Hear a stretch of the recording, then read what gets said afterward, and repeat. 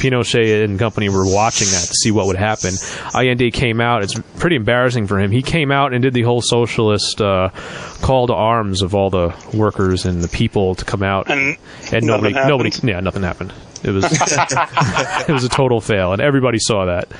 It's like what happened at the end of Romania, where Ceausescu tried to rally the people to his side, and they just fucking chased him into a cave and killed him instead of rallying to his side. I guess shit could have been worse for Allende then.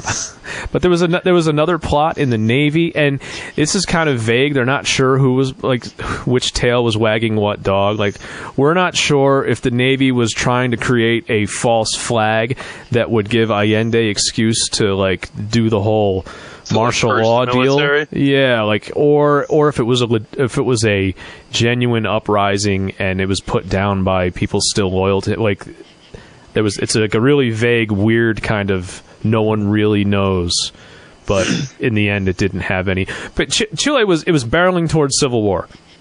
Mm-hmm. That's what the whole situation was. Something was going to happen. You could not stop this. You couldn't listen.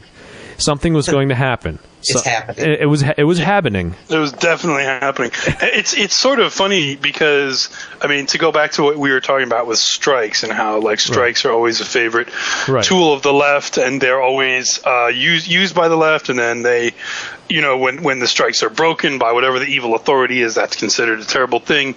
But then, you can strike against a communist government too.